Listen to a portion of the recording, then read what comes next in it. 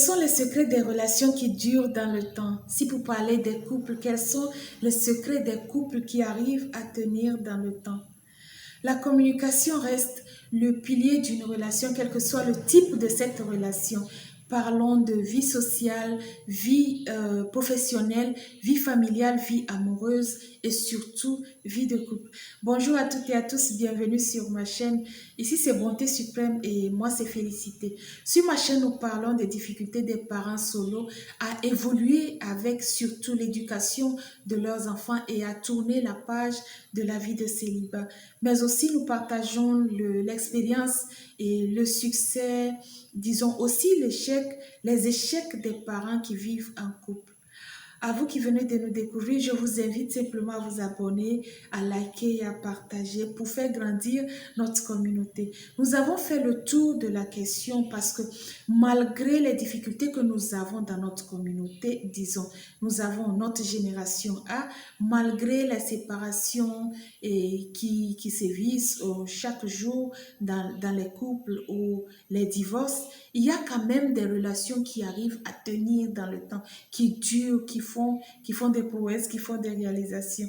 Alors j'ai eu mille et une astuces qui permettent au couple d'évoluer, qui permettent au couple de tenir dans le temps. Et je vais partager avec vous quelques points qui vont nous aider à faire le tour de la question. La communication en première position, la communication revient toujours. Et dans la communication, il faut inclure la patience. Parce que sans la patience, on ne peut pas écouter l'autre. Sans la patience, on ne peut pas on ne peut pas communiquer avec l'autre.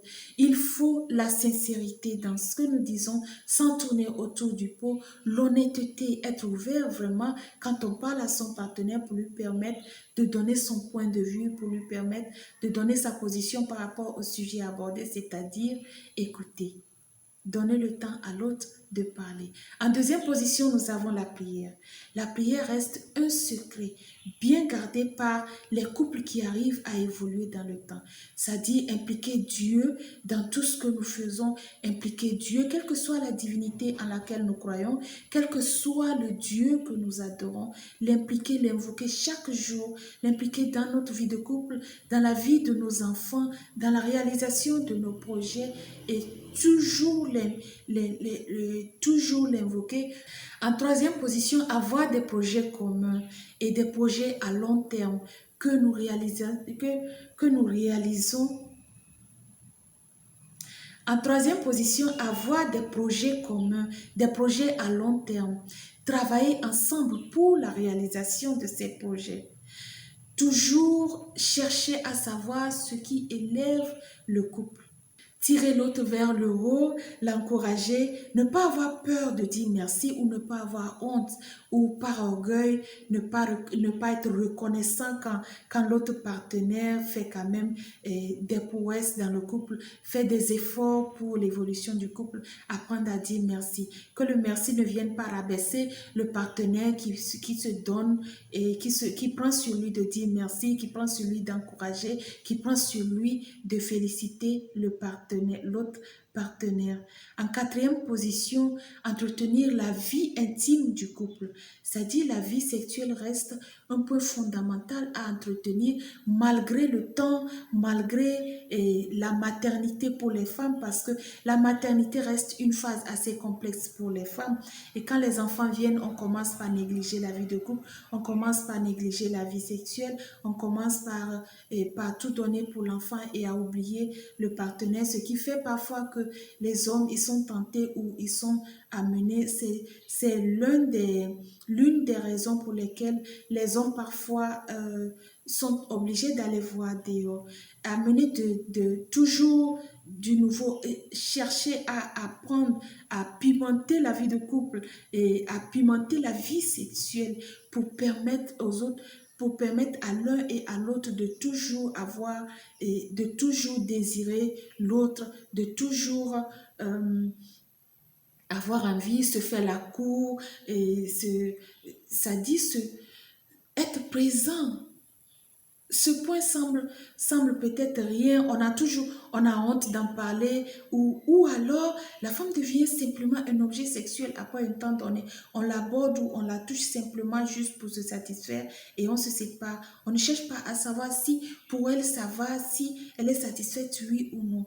Il faut toujours entretenir ce point qui semble banal, qui reste fermé à partir d'un moment donné. Il faut s'ouvrir et permettre au couple de connaître l'harmonie, de connaître le vrai amour avec le temps. En cinquième position, ne pas oublier de faire des petits cadeaux. Ça paraît rien du tout. Ce n'est ni la valeur ni la quantité, mais c'est le geste qui compte. Le plus important, c'est comment faire pour que l'autre se sente bien, heureux, ne serait-ce que par la présence de son partenaire, par la présence de son époux, par la présence de son épouse. Et disons, j'ai trouvé ce bracelet mignon, je l'ai imaginé à ton poignet, j'ai pensé que tu serais belle, important, ne serait-ce, je pensais que ce collier t'irait bien, j'ai trouvé cet ensemble de par-dessous assez mignon, j'ai pensé que tu serais sexy dedans. C'est des mots c'est des petits mots qui font plaisir et bénir toujours Dieu dans la vie de son partenaire. Ça ne coûte rien. En sixième position, l'autorité. Le chef de famille reste et restera l'homme.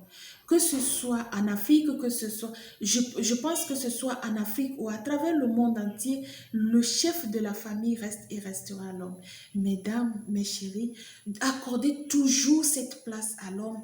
C'est un secret qui permet au couple de tenir dans le temps parce que l'homme se sent respecté, l'homme se sent à sa place. Quelle que soit la place que nous occupons en tant que femmes dans la société, quel que soit le niveau intellectuel, le niveau social, le niveau professionnel, même le niveau financier, c'est pas pour cette raison que à la maison, quand on est présente, que le monsieur ne se sente pas à sa place ou qu'il se sente brimé ou qu'il se sente piétiné et tout le reste parce qu'on a une place assez grande dans la société. Non. Accorder cette place à l'homme et permet aussi aux enfants d'accorder le respect qu'il faut au papa, disons, à notre époux. Récapitulons le secret des relations qui durent dans le temps. En première position, nous avons la communication.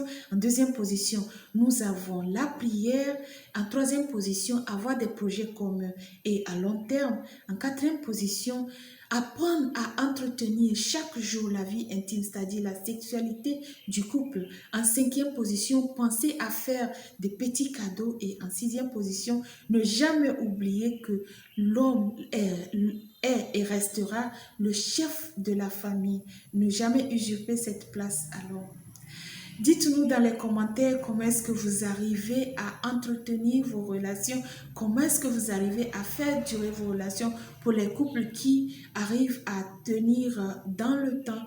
Partagez avec nous vos expériences. Si vous avez aimé la vidéo, n'hésitez pas à vous abonner, à liker et à partager avec vos proches pour faire grandir la communauté. Prenez bien soin de vous, de votre vie de couple. On se dit à la prochaine.